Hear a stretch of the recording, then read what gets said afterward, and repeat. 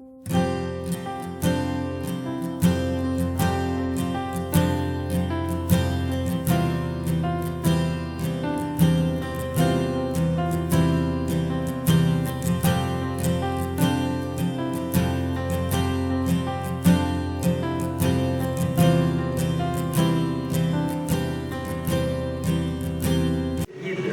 sei se você está por dentro aí, mas hoje é um dia para a gente especial por esse motivo, e a minha intenção aqui é trazer uma palavra que encoraje a gente, que nos relembre que isso é uma realidade. A igreja tem sido perseguida, nós aqui, obviamente, num nível muito menor, mas existem irmãos hoje nossos que correm risco de vida mesmo.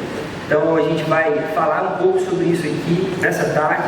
Eu quero convidar você a abrir sua Bíblia lá em Mateus, capítulo 16. A gente vai ler a partir do verso 13. Mateus 16, a partir do verso 13. E antes de ler esse texto, eu queria só fazer uma oração nesse momento, para que Deus fale com a gente, para que Ele, mais uma vez, se faça presente. Nosso coração agora esteja completamente quebrantado, curvado diante do nosso Salvador.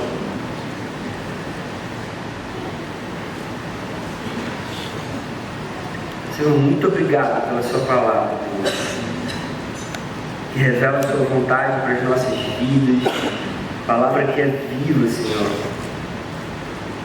Fala ao nosso coração nessa tarde, Senhor. Fala aquilo que você quer falar, mostra a sua vontade mais uma vez para a nossa vida, acerta o que precisa ser acertado, Senhor. Traz a gente para mais perto do Senhor. E ajuda a gente a nunca se esquecer dos nossos irmãos que passam por lutas e dificuldades só por crerem no seu nome. Ajuda a gente a lembrar, Senhor, o privilégio que a gente tem por a gente se reunir num lugar como esse, publicamente, numa igreja, podendo te cultuar de forma livre ainda, Senhor. Então, que o nosso coração seja totalmente grato mesmo por isso, Senhor, por essa bênção. Fala com a gente agora, que o Espírito visite a gente de uma forma muito especial, no nome de Jesus.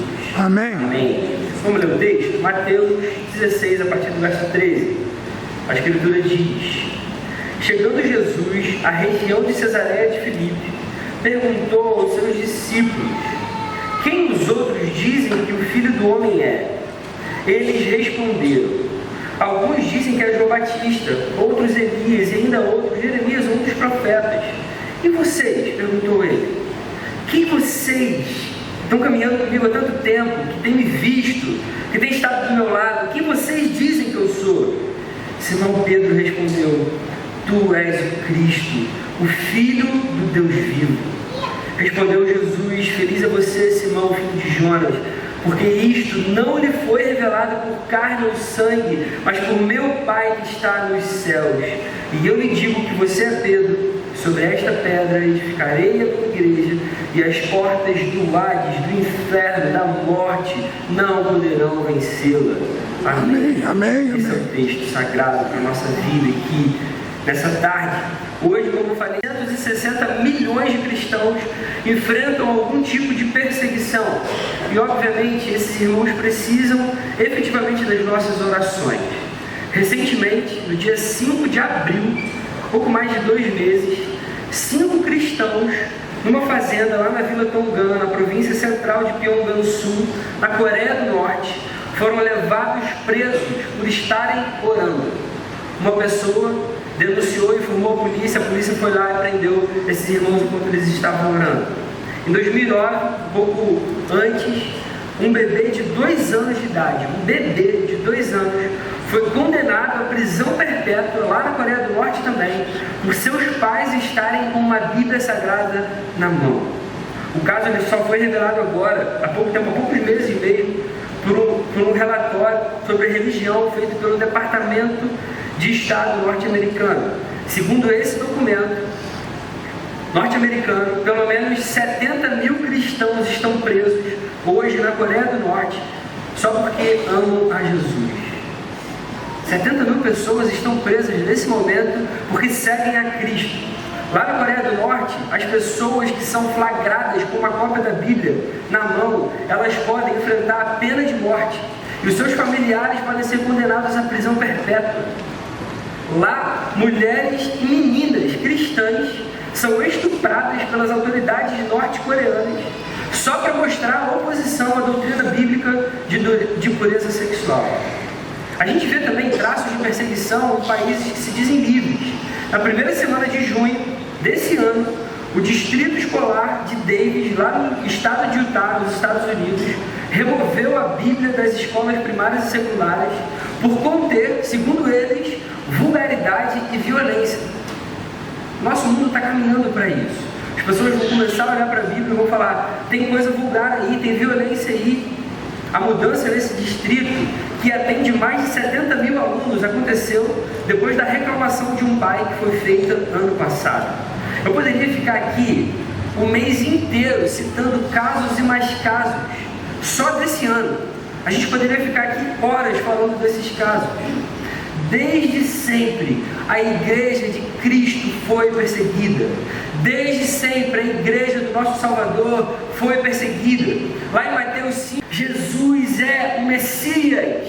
Jesus é o nosso Deus, é o nosso Salvador. Ele se vira para os seus discípulos e pergunta: e vocês, quem vocês dizem que eu sou? Simão Pedro responde: tu és o Cristo, o Filho do Deus vivo. É muito interessante aqui o desejo de Jesus de, nesse momento da caminhada com os discípulos, esclarecer quem ele era. Já estava na hora dos discípulos terem certeza sobre Jesus. Jesus queria que eles soubessem quem ele é realmente. Logo depois desse episódio, Jesus vai falar pela primeira vez sobre a sua morte e ressurreição. Não tinha como Jesus falar sobre morte e ressurreição sem que antes os discípulos entendessem que ele era o Messias. Ele vai dizer então: olha, eu preciso morrer, mas eu vou ressuscitar. Essa é a minha principal missão nesse mundo. Pedro reconhece que Jesus era o Messias esperado, mas ele não entendia ainda que a principal missão de Jesus seria essa: seria morrer, pior, numa cruz. Coisas por mim e por você. Por isso ele pode dizer: olha, vocês vão ser muito felizes quando vocês forem perseguidos por minha causa. O mundo vai odiar vocês por minha causa. Mas esse não é o fim. Eu sou o Cristo, eu venci o mundo, eu vou ressuscitar e eu vou preparar lugar para vocês na eternidade. Amém? Irmão, saber quem Jesus é vai nos ajudar a permanecer firmes, apesar das perseguições, lutas ou dificuldades. Os do inferno não poderão vencê-la. Que pedra é essa que Jesus está se referindo aqui? Essa pedra é o conteúdo da afirmação que Pedro acabou de fazer: tu és o Cristo, Filho do Deus vivo.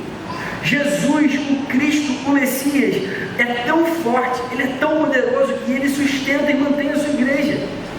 E pela igreja estar sustentada nele, ela nunca vai ser abalada, ela nunca vai ser destruída. Pelo contrário, é o que Jesus vai dizer agora aqui: é a igreja que avança e o inferno é que não pode prevalecer.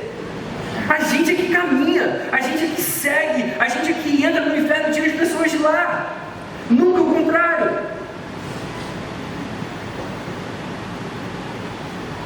É a igreja que tem o poder de Deus nesse mundo, porque Jesus é o Cristo. E por Jesus ser o Cristo, ela nunca vai ser abalada. Desses amados que sofrem perseguição apenas por andarem com uma Bíblia nas suas mãos. Talvez você tenha vergonha de andar com um livro desse e fica no celular só por vergonha. Tem gente que morre por causa disso. Quando a gente vai para o Novo Testamento, muitas cartas do Novo Testamento foram escritas aos irmãos que viviam intensa perseguição e precisavam de encorajamento. Muitas cartas têm o objetivo de encorajar os irmãos no primeiro século. Eles precisavam ser lembrados do que Jesus tinha sofrido, tinha feito por eles. Além disso, sempre que a igreja era perseguida, todos os irmãos naquele tempo se lembravam daqueles que sofriam perseguição. Eles recebiam nas suas casas, eles ajudavam nas necessidades, eles oravam continuamente. Isso precisa ensinar a gente a se importar com os nossos irmãos hoje, que são perseguidos da mesma forma covarde e injusta. E eu vou dizer uma coisa para vocês, irmãos: pode ser que em algum momento a perseguição comece a vir forte contra nós, e nós precisamos da ajuda deles. Hoje, no nosso tempo, agora, Sempre que um irmão nosso sofre, nós sofremos juntos. Por isso a gente deve se lembrar sempre desses irmãos queridos. Por isso a gente precisa continuar orando por eles, sempre, sempre. Jesus é o Cristo, é o Filho do Deus vivo. Essa é a razão da nossa esperança. E Ele é o Cristo, o Filho do Deus vivo, da igreja perseguida também. A gente se desesperar. Mas como a gente acabou de falar aqui, existem irmãos nossos passando por perseguições infinitamente piores hoje. E o que eles estão sofrendo, nós precisamos sofrer também. Jesus considera a sua igreja tão dele, que é como se estivesse mexendo com ele próprio. Vocês lembram quando Saulo ainda perseguia a igreja? Você lê isso em Atos. E aí Jesus, naquele momento que para com tudo e chama Saulo para si, ele vai dizer: Saulo, Saulo, por que você me persegue? Saulo não estava perseguindo Jesus, Saulo estava perseguindo cristãos. Mas Jesus fala: olha, você está me perseguindo. A gente não pode ficar indiferente diante das lutas dos nossos irmãos. A ideia é, cara, mexeu com um, mexeu com todo mundo. São meus irmãos. Por isso que a gente não pode se esquecer deles. Por isso nós somos chamados a orar por eles. E por isso a gente também não pode ser inocente diante de ideologias ou religiões que têm no seu cerne a perseguição contra a igreja. Todos os seus discípulos sobre isso. A perseguição veio e ela acontece desde o início da igreja. Mas a realidade de que Ele é o Cristo é muito maior do que qualquer perseguição, tragédia, maldade ou caos. Nós somos salvos, nós somos perdoados, nós somos hoje regenerados, justificados, amados. Nós somos a igreja que vence o inferno, porque Jesus é o Cristo. E sobre essa verdade Ele vai edificar a sua igreja. E as portas do inferno nunca vão vencê-la. A verdade tão terrível da perseguição contra aqueles que te amam, Senhor. Ajuda o nosso coração a permanecer firme até o último dia. E que a tua igreja continue avançando, sempre te adorando, sempre confiando no teu poder, sempre descansando na tua obra, Senhor. Para que o teu nome continue sendo glorificado até o último dia. E, Senhor, nós queremos viver a eternidade te contemplando. Ajuda a gente a ficar firme até lá e cuida dos nossos irmãos que hoje, nesse momento, sofrem perseguição. Protege essa igreja tão querida e amada pelo Senhor. A gente pede assim no nome de Jesus. Amém.